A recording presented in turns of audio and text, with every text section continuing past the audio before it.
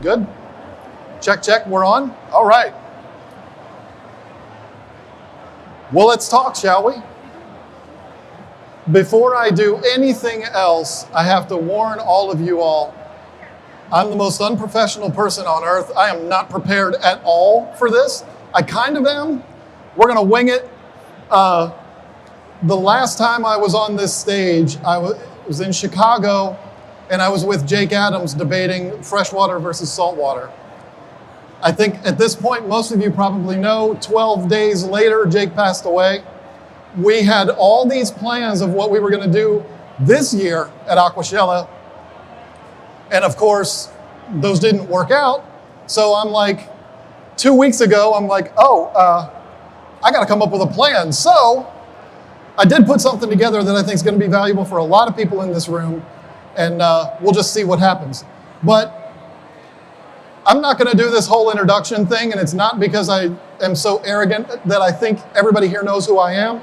It's because I'm basically going to be standing up here for the next 45 minutes talking about myself and my wife, so you're going to get to know me pretty well. I don't feel like I need to introduce myself to talk about myself. But I need to ask everybody a little bit of a favor, because I'm stressing out a little bit, because I think I know something, but I don't know for sure. But I'm going to need your help with it. Who here in the audience, and surprisingly, I can see you, which is not normal. Usually, I can only see like where this idiot's sitting. He's a friend of mine. I don't call strangers idiots, but usually I can only see the front row, but today I can see everybody, so it's nice, and it's perfect for this.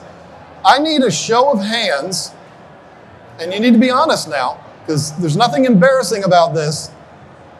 I personally believe everybody in this building right now has at some point or another entertained the idea of starting a business that involves fish keeping. So please be honest, nothing to be embarrassed by. The biggest embarrassment is standing up here right now.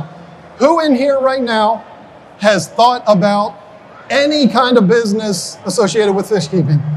Thank you. Good night. That's all I needed to know. I knew it. I've been saying this for months. I've been telling Lisa, I know almost everybody in this hobby, we all dream, right? And what kind of a dream would it be to do this for a living? As someone who does that, I can tell you it's pretty daggone nice. But I've said, I think everybody, because we're all, every single one of you, don't be insulted by this, every single one of you is a lunatic, and you know it. Because we spend all day long obsessing over glass boxes full of water. There's some craziness in that, whether we want to admit it or not. And the idea of doing it for a living, we all dream of that. But I was terrified that I was going to come up here and ask for a raise of hands, and there was going to be like 3 people. Like, oh, now what am I going to do? But I also had that dream quite some time ago. That dream came about when my beautiful wife here, you have to stand up, you have to, and say hi to everybody. I'll bring her up on stage. She doesn't know it yet, but I'll bring her up later. I know every single one of you is like, well, that's obviously the better half of KGTropicals, and you're right. I promise there's nothing weird about this, but her and I were sitting in my bedroom in a little farmhouse in King George, Virginia. We were not living together yet. I had a fry tank in my living room, in my bedroom. I had them in my living room too. And I think a lot of people can probably relate to aquariums in the bedroom, but we were sitting in there looking into a tank full of peacock fry that I had bred accidentally. And we're sitting there staring in that tank, and as we're looking at these little eyeballs swimming around, we both thought about, wouldn't it be cool to do this on purpose and actually make a business out of it? And surprisingly enough, she went along with it. She was just as excited about it as I was. And in that bedroom, again, I know this sounds weird, but KGTropicals was born in that bedroom. And we had so much fun, and I think a lot of you can relate to this, particularly the ones who admitted to thinking about starting a business. That is such an amazing feeling to sit there thinking about, what if I could do this for a living? And it's been the thing that has solidified our relationship. We have a lot of other good things going for us too, but that's the thing that her and I shared. We shared it together, and it was some amazing times in the bedroom. But sitting, I promise this is a family talk here, I promise. But sitting there thinking about that was amazing. And we actually came up with a 5-year business plan in my bedroom, looking in this fry tank. And I promise I will not say bedroom again. But the idea was we had a 5-year business plan. We were going to spend about 2 years collecting aquariums, which is the fun part. We were going to collect breeding fish. We were going to breed African cichlids, all different types, peacocks, haps, and bunas, Victorians, Tanganyikans, everything. And it was going to take us about 2 years to assemble our setup. And right after we came up with I'm sorry, I'm jumping forward. Then the next 3 years was going to be basically building the business, starting to breed the fish, sell the fish, build up our brand. And then we figured by about 5 years, we would be positioned to get a big warehouse and take things to the next level and actually live the dream. We did not anticipate doing this or anything like this for a living within that first 5 years. We both had full-time jobs, and that was just something that we were looking for. Maybe at the 5-year mark, we'll make enough money to be able to do this for a living, and we can quit our jobs and all that. There was a warehouse in King George, Virginia, which her and I fantasized over, 6,500 square feet, and it was $2,700 a month. Now, anybody here who's ever rented a business or rented a building, you're thinking, 2,700 for 6,500 square feet? That's a steal. And it absolutely was. But at the time, we were like, it's going to take 5 years before we can afford that building. And so it was an easy plan. Build the business up, collect everything, build our brand, establish ourselves, and hopefully by the 5-year mark, we'll get that warehouse. But it all had to start somewhere. And so we were, at that point, the same conversations we were talking about merging our households. Between her and I, we have a bunch of kids. We needed a house that was going to not only house us and the kids, but also be something that we could use for this 5-year business plan that we had. And we found one, and it was great. Lisa, to this day, still says it's her favorite house she's ever lived in. We rented a nice house. It had enough bedrooms for all the kids, but it also had an oversized 3-car heated garage. Everybody in this room that doesn't have a heated 3-car garage dreams of having a 3-car heated garage for our fish tanks. It was already there. So we decided to rent that house and started the process of moving in. Now, we only had like 20 tanks at the time. And so starting to put them in the garage, that wasn't really necessary. Plus, we have 5 kids and a bunch of junk. So we needed somewhere to store the garage, all of that junk. So we put all of that in the garage in the very beginning. And we actually started KGTropicals in this video that I'm going to show you right now. Now, I have to prepare you for this. Every single one of you is going to want to laugh at me. And every single one of you is going to say, wow, he was a lot skinnier 13 years ago. But this house had a very small 8-foot by 8-foot room that was kind of like a lobby between a bunch of bedrooms. And that's where we decided to set up our fish room. And I'm going to play this now. It's a horrible quality video. It's terrible. This video was taken by a 12-year-old. It's the only video footage or photo footage that I have of this room. But we had about 20 tanks in there. Now, the significance behind this video, it's only about 30 seconds long. I was singing and talking to the fish. And that's why people up in the front can read on the very bottom, it says, "Crazy man talking to fish." That video is still on YouTube to this day. That's where I got this from. Our 12-year-old daughter took this, and it has me singing and talking to the fish while I'm feeding them. And then they burst out into laughter, and it's all funny and everything else.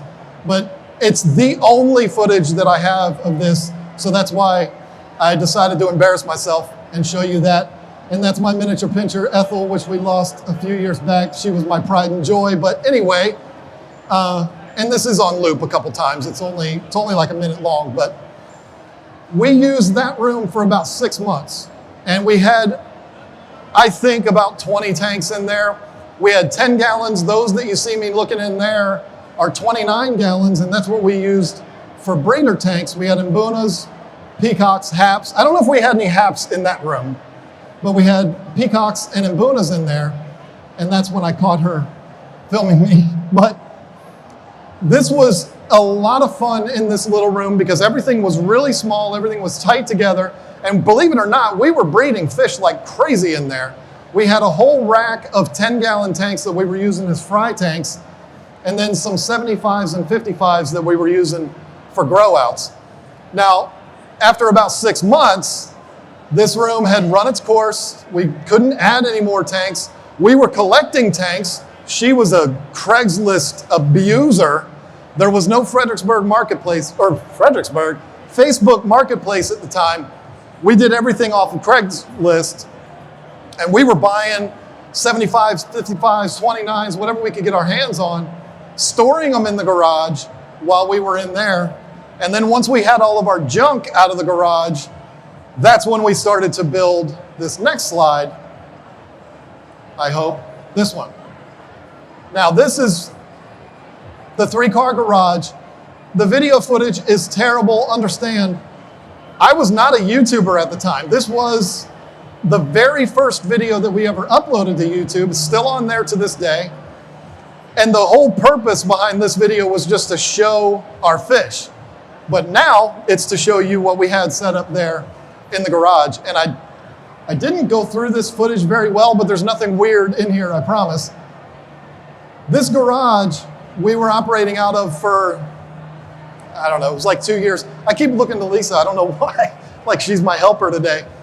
But we operated for about 2 years out of this garage, and we had accumulated 127 aquariums in this garage. The biggest one, which you'll see coming up, was an 8-foot by 2-foot by 2-foot 240, which did not facilitate the business. It had our arowanas and Oscar and some other stuff in it. But we also had 150 gallons, 125s, 75s, every tank size you can imagine. And we had 127 of them in there. Now, at this point in our business, Lisa will tell you, and I would agree, that even though this 2-year period was a lot of hard work because we were running 127 tanks, we were breeding like 28 different types of fish and breeding them well. They were popping out babies right and left. It was the most fun either of us have ever had in this hobby. We're living our dream right now, and we would still tell you back then, 2011, 2012 was the most fun we've ever had in this hobby. And the cool thing is, with this garage, we were going right along with our business plan. We were coming close to the 2-year mark, and we were doing exactly what we wanted to do. We started the website. It back then was KGTropicals.com. We were selling our fish, shipping them all over the country. We had people coming to our house to buy fish, which I don't recommend. We didn't have any weirdos come to the house, but who wants to sell fish out of their house? But anyway, that wasn't all that comfortable, but it worked. And we had a back door to the garage directly from the driveway, so people didn't actually have to come into our house. But it was absolute fish keeping bliss. We loved it. We were both still working full-time jobs. We had 5 kids. They would help us in there sometimes. But our routine was every single Sunday, her and I both would go out into the garage and we would change water in every single tank in the garage. It would be an all-day thing. Okay, we wouldn't do the 240 because that one takes a half a day by itself. But all of the breeder tanks, all of the fry tanks, all of the grow-out tanks, which I promise you'll see in a minute, we would change water in all of those. It would be one of those things where one of us would be going through with a siphon hose, the other would be coming behind, filling them all back up. The kids would help us out with it and stuff like that. It was grueling and it was a lot of work, but we were doing it together. We were having a blast. Like I said, best time we've ever had fish keeping. And we were doing what we wanted to do. We were building this thing. This is all of the 10-gallon fry tanks. I was able to cram 27 10-gallon tanks on one 6-foot rack. I don't even know how that was possible, but we made it work. And it could not have gone, yeah, you might read that. That was at the time Lisa's favorite fish, the Lethrinops intermedius, and for some reason I wrote yay for Lisa on the tank, I don't know. But absolutely gorgeous fish. Anyway, this was about a 2-year period, just like we had planned. We were operating out of the garage. Everything was going according to plan. But then everything changed. This is not a bombshell, sad story. This is not, anything catastrophic. But at the 2-year mark is when her and I'm going to take the bulk of the responsibility, but she said yes. We made the biggest mistake we've ever made in our business. And I don't see them out here. There's somebody in the audience right now that said they're starting a fish store in 1 month. Where did she go? I don't know. But this is the part that person's going to want to hear. They're doing it. I'm not going to stop them, and I don't want to stop them. But we made the biggest mistake we've ever made in our adult lives. We made it together, so it is what it is. But we lived just outside of the town of King George. I'm assuming nobody in this building not named with the last name Hudson has been to King George. But the town of King George was from about here to that wall. I mean, it was a tiny, tiny little town. We lived right on the outside of it. In town was a used tire place, a mom and pop diner, and an auto parts store. We had to drive through town to get to our house, and one day after work, I'm on my way home. It's in November or October. I'm driving home, and I see in the window of the auto parts store, for rent, big red letters. And I said, uh-oh, that's a big building. It's 100 yards from our house. I think we might have to take a look at this. And I got home 12 seconds later. I walked in the door so excited. I ran up to Lisa after saying hi to the kids and all that stuff. I walked up to Lisa and I said, did you see the for rent sign at the auto parts store? And her reaction was, I was hoping you didn't see that. Because she knows me very well, and she knew when I saw that, I was going to come home and say, we have to get that building. And that's exactly what I did. I came into her and I said, we have to do this. Yeah, it's not part of our plan. It's 3 years ahead of our plan, but we have to do this.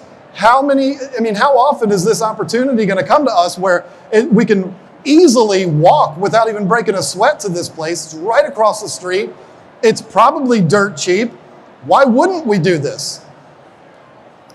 And this is where Lisa Marie Hudson made the biggest mistake of her life. She said, all right, let's go look at it. Again, I take full responsibility for this. I can't blame it on her. I wish I could, because life is easier if you can blame your spouse, but I can't do that. This is my fault that this happened. People are going to come up to me after this talk, and they're going to wonder what that is. That is a 33 long that you can't see anymore, but full of egg tumblers for the African cichlids. Every single one of those little tubes that looks like a sponge filter tube is full of eggs for the peacocks and haps. And that's my Daisy. That's my golden retriever. That was the best dog in the world. Anybody that says golden retrievers aren't the best dogs, you're just wrong. But anyway, we went over, she had fun with that. That video is also on YouTube. It's titled Golden Retriever versus White Top Afra. It's still on there, and there's Ethel again. Now, one of the things I forgot to mention, and I'm so glad I'm watching this video, if you watch this video on YouTube, there's something happening in the background that's pretty fascinating, and that's, I completely neglected this part. I talked about we did water changes on Sundays, and anybody who's ever bred African cichlids, you know when you do a water change and you introduce that new fresh water, it induces spawning almost every time. And so, she quit. But we would do our water changes on Sundays. We would get home from work on Mondays, and Lisa would go through and inspect all of the breeder tanks and find what we would call mamas. And in that video of my golden retriever with the white top afro, you can hear Lisa in the background saying, oh, we got a red shoulder mama. Oh, there's a yellow mama. Oh, there's a firefish mama. It's adorable. I don't know if she says those exact fish, but that was the cool thing about it, because we would get home from work on Monday and we would have a ton of holding females. Just real quick, if you're not familiar with breeding African cichlids, the females hold the eggs in their mouth for 21 days and then they spit them out. You can remove the eggs from their mouths and put them in egg tumblers, which is what explains that egg tumbler tank that we had. It's a faster way, more efficient way to breed them. So Mondays were awesome because we would get home and see all this female fish swimming around with money in their mouths. It was glorious, and it would happen every single Monday. Now, let me get back on track. At that 2-year mark, we found that building. We had to go look at it. We went that night and met with the landlord, because again, it's right across the street. And we found out that this building was only $1,200 a month. And it was about 2,000 square feet with a warehouse and a retail store. Everything's perfect. Now, Lisa and I never intended on opening a fish store. That was not part of our plan. We just wanted to be fish breeders. We didn't want to be open to the public. We just wanted to breed fish, raise them up, sell them on our website. But when I found that building, which you will see in a moment, actually I can skip to that slide now. This is the building, the auto parts store. Still has the Auto Plus sign on the window. Our entire plan changed in that moment, because it's like, well, if we're gonna get this, we have to open a fish store. Is that me? We have to open a fish store, because what else are you gonna do with a building like that? So we went and met with the landlord, found out it was dirt cheap. We'll take it. And again, it was the biggest mistake we've ever made, and I'm gonna reveal why. I mean, I think a lot of people in this room probably know this store no longer exists. We had to shut it down. We'll get to that. But it's not the fact that we ended up failing at this that is the biggest mistake, but it's the mistake walking in the door that we made, which I'll share in just a minute. But this, like I said, we went a completely different direction. Instead of just being a fish breeder, we were opening a fish store. The problem is, we didn't have any money to open a fish store.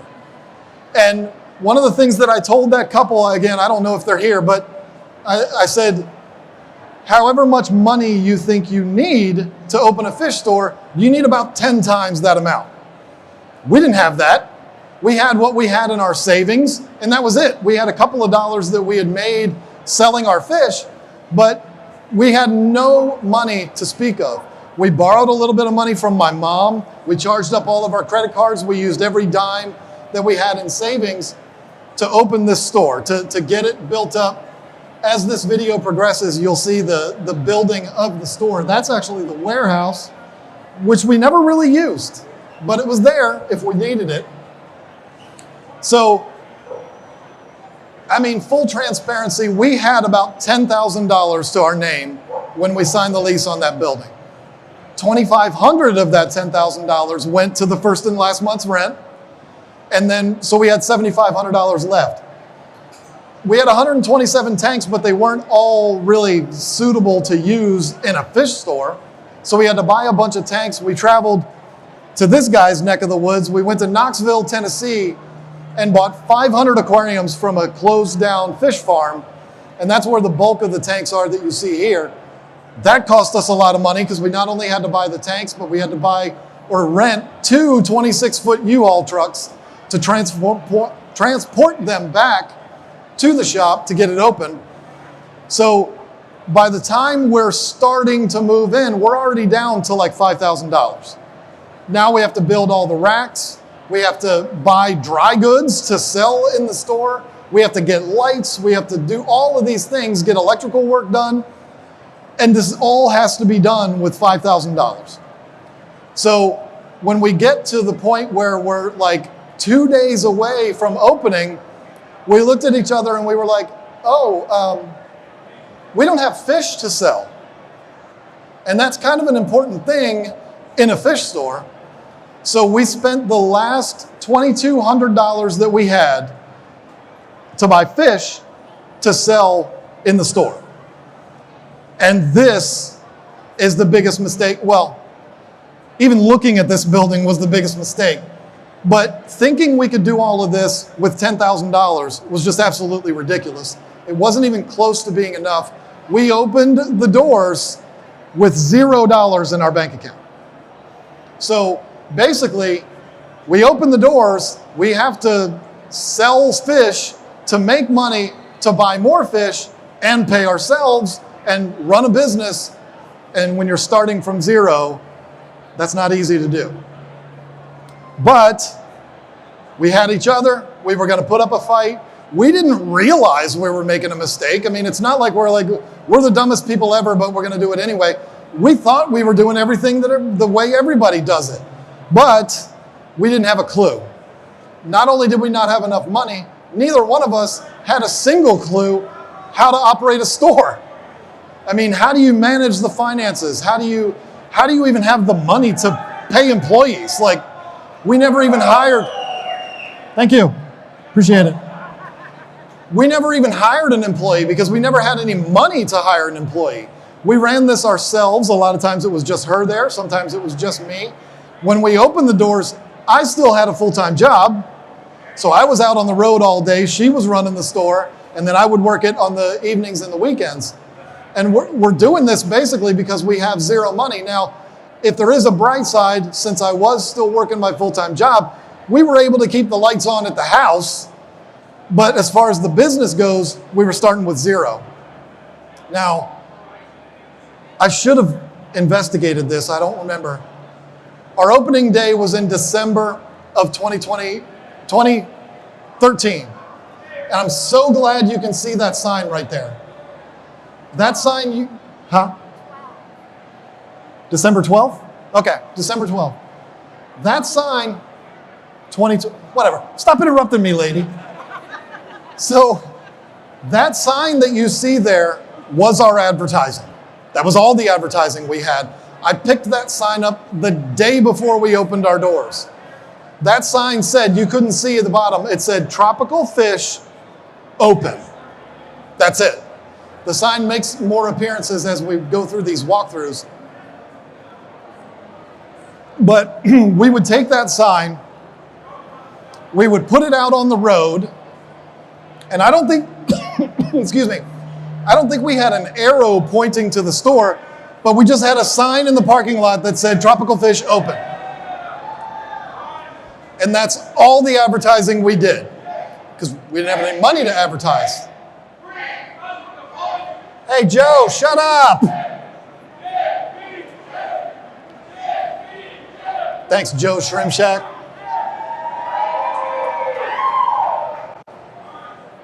So we opened up the doors. Again, it's just her and I. Our advertising is tropical fish open. We made $900 our first day, which I considered that an overwhelming success. I was like, $900 in a day? Are you kidding me? But when you look at a retail business, you make $900. The bottom half of that is already gone because you have to buy more fish. You've already paid for fish, so that's kind of paying you back.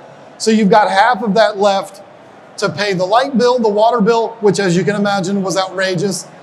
All of the bills associated with the business. So that $900 we made that first day didn't really do a whole lot, but we were still excited. Like, we have no advertising. We have this little YouTube channel that, I guess is a form of advertising. Nobody knew we were there. All there was red letters on the side of the road that said tropical fish open, and we still made $900. This is going to be huge. We were both so excited. Now, when it comes to the setup of the store, I gotta admit, I'm pretty proud of it. We polished the turd really, really well. I don't know that we ever counted how many tanks we had in there, but I think we did a good job setting it up. We had good fish in there. I thought we were doing everything right. But basically, everything that you can do wrong, we were doing wrong. We didn't know it. We thought we were doing everything right, but we were completely clueless on how to build a business like this. So day one, we're starting with nothing. We're not really making anything. I don't even know if we had a customer come in the door the second day we were open. First day did pretty well, but this was a new business. We knew it was going to take time. It was going to have to grow and all of this kind of stuff. And it did a little bit. We had people coming through the doors, but without having what you would call working capital, money that is in reserve in the bank to basically supplement you through that growing period, with our bank account being at zero and nobody else to borrow money from, we were literally running this business day to day. My wife, bless her, was the one that handled our finances. She still has not forgiven me for that to this day, because it was the most miserable job anybody could have. Because you're asking me to pay bills, pay for our business, do all of this, and maybe put $1 or $2 in our pockets, but there's nothing there to do this with. So she struggled with that from day one, and we held on for absolutely as long as we could for 2 years. I don't even know how we made it the 2 years that we made it, but it was basically, our routine was, we order fish on like a Friday. They come in Monday or Tuesday. We put those fish on the website and in the store. I would grab my camera and do a walkthrough. A lot of this footage that you see here is YouTube videos that I uploaded that are still there, where I would say, hey, look, we got a new shipment of fish. And I would go through and show, it was one of those cameras you held up like this. And we would film everything. And then we would get a ton of orders on the website. And when I say a ton of orders, I mean like 9. I mean, it's not like we were Jeff Bezos or anything, but to us, getting 9 orders over the weekend was like, woo. And we would basically sell all the fish we got throughout the week. And then the next week, have to order more fish, do it all over again. And the sad part about it was that at the end of the day, there was nothing extra left over for us. And then it got to the point where there just wasn't enough to even pay the bills at the business. And so you start putting off the power bill, put off the internet bill, because what else are you going to do? You either have to do that or you're going to close the doors. That's what a shipment would look like. There it is. There you go. That was our advertising. Tropical Fish Open. So it got to that point where it was worse than living paycheck to paycheck, because you never knew when the paycheck was coming in. And really, Joe? He's a friend of mine for now. So thanks. You keep getting me off my game here, Joe. So at the 2-year mark, we finally realized, what are we doing here? Why are we holding on to this dream? All that we're doing is putting ourselves farther and farther and farther into debt. I'm not going to say how much debt we were in, because to us, it was a absolutely colossal mountain where a lot of you might be like, that's nothing. But to us, it was a lot. The amount of debt that we had, we owed everybody everything, including my mother, which is never good. And at the 2-year mark, we felt like we had no choice but to shut it down. We didn't want to give up on the dream, though. I mean, the dream was still there. We made a mistake. We realized, finally accepted the fact that we made a mistake. And we decided to break our lease a year early. And yes, the landlord came after us for that extra year, which just added to the debt that we had. But we shut it down and we moved everything back to our house. But it wasn't the same house. It was a new place, because the house that we had that was so perfect for our business, while we had the shop, the owner of that house said, hey, y'all got to beat it. You and your 5 kids got to go, because I sold the house. So we found this house, which was like half the size, and it had a basement, which is what you see here. That's about all we could fit in there. But we were not giving up. We're still going to do this. We're going to move everything to the house as much as we can. We're going to continue operating the website, continue doing everything we were doing. We're just not going to be open to the public. And I don't know how many tanks we had in here, probably 60 or so tanks, where we were still doing all the same things. We were bringing in fish from vendors, selling them on the website. We were breeding our own fish. But this never really went anywhere. And it got to the point where when we're in our little basement holding on to this dream, we were really doing it for no reason. Fish weren't selling. We weren't doing anything, we weren't making any money at it. Thankfully, it didn't really cost us anything, but we weren't making any money. And at that point, it's the part of our life where I describe it as I had to put my big boy pants on because, oh, by the way, I forgot to mention, I had quit my job at this point, and this is what we were doing full time. Again, I've never claimed to be a smart person. I made a lot of horrible decisions back then because I was excited about the dream. So we're living in this house, we're making no money. We were making like $40 a month on YouTube, woohoo! There was nothing there. I finally had to put my big boy pants on and go back to work. And for longtime followers of our channel, you know that in 2017, we vanished. It was May of 2017, we just said, okay, enough is enough. We had to shut this down. I had to go back to work. We also shut down the YouTube channel because it's like, why? Why have it? The only purpose for our YouTube channel was to promote our business, which we didn't have anymore. So what are we going to keep making YouTube videos for? It's not like we can make money on YouTube. So, what should we chant? Let's come up with something. Let's come up with something. Help me out here. I don't want to give him anything. KGT? All right, ready? Everybody, KGT. Ready? KGT! KGT! KGT! Shut up, Joe!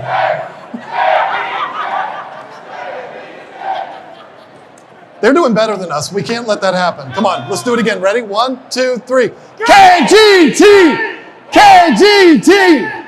KGT!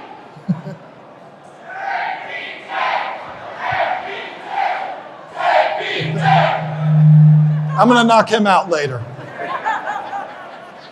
That's enough, Joe. You won. I want everybody after this to go. He kind of looks like me. He's a little more, but he has the bald head and he's a good guy. I want everybody to go give him a hard time after this. How dare you interrupt this fine information that we have here? Where was I, Joe? Thanks a lot. I don't even remember what I was talking about. I did, that's right, thank you. So, 20 minutes.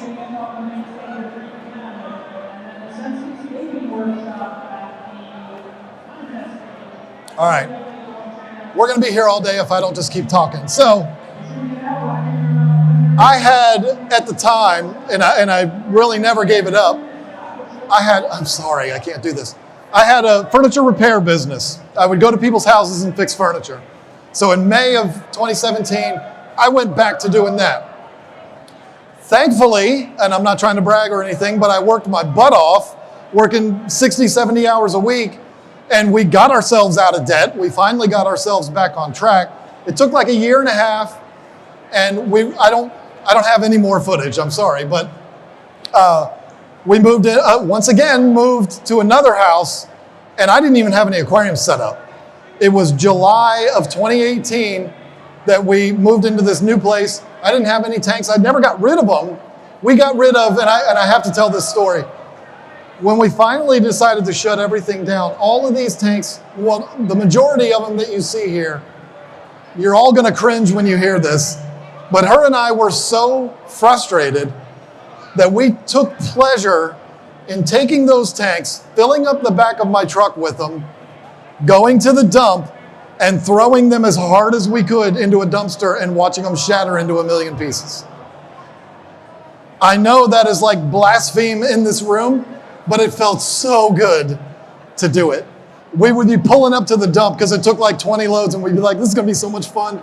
I mean, you make a good thing out of a bad situation, I guess. But we did all of that and we shut everything down. We moved into this new house. And in September of 2018, I decided I have to have a tank again. all of us know you can't go too long without a tank. You got to, you can take a little break, but it's not going to last long. I set up a tank and I just said, you know what? I'll start making YouTube videos again. Why not? It's fun. I enjoy making videos. I like the people. It's fun. Why don't we do that? And for some reason, I can't really explain it. And I mean, I'm incredibly lucky for this to happen. But all of a sudden, the YouTube channel went and took us to a place where I'm being asked to come up here and run my mouth and compete with Joe's Shrimp Shack for 45 minutes talking about myself, which is ridiculous. That would have never happened had we not come back. And for whatever reason, all of you decided to watch our videos, which thank you so much for that. But once again, as far as a business with fish keeping, we again went in a completely different direction, because this time it was all about YouTube. Like, hey, we can actually, Larry and Sergey can actually pay us to put videos on YouTube. They're the owners of YouTube, if you don't know, or the owners of Google. I don't remember their last names, but Larry and Sergey are their names. They'll pay us to put videos on YouTube. How incredible is that? And for whatever reason, everything kind of blew up. And then something happened that I should never admit this, because it's impossible to admit this without sounding like a total jerk. But we all know what happened in 2020. The worst thing that's happened to probably all of us. The pandemic hit, and that's the worst thing we've experienced since 9/11, or maybe in the history of our country, our planet. But to be somebody that puts videos on YouTube, it actually worked out to be kind of a good thing, because everybody was stuck in their homes. And I'm not saying I'm glad this happened. I'm just saying everybody's stuck in their houses looking for something to do. They're going to watch videos on YouTube. And everybody that had a YouTube channel, including this guy here, their channels went like this in 2020. And so I'm not thankful that the pandemic happened. We'd still be here if it didn't. But that worked out pretty well to where it took our business to a completely different level. And in 2020, we made the good decision to get back into the online sales world, where my beautiful wife takes care of 300 betas. We sell live betas. I know, we went from African cichlids to betas. That was her decision, not mine. But we're selling live betas. We have dry goods of all different types. We're giving away free fish food. We're doing all this stuff. And it's actually turned out to be a 13-year story that turned out really well. And I think if there's something to learn here for anybody, a lot of you had your hands up that have been interested in starting a business like this. Whatever it is that you choose to make money at in this world of ours, you can do it. You'll make mistakes. We certainly did. We made lots of them. We make mistakes still to this day. But as hard as it is for me to admit this, because I didn't think this would ever be true, if you don't give up, if you keep going, I can't make any promises, but it could happen to where you'll be up on stage talking to 33,000 beautiful people sitting here, have no idea what you're talking about, have no idea why these people are here, be competing with Joe's Shrimp Shack, but be living your absolute dream. It can happen. If you want more, because I'm supposed to cut this off in 45 minutes, if you want to know anything else about our journey, feel free to come to us at the booth.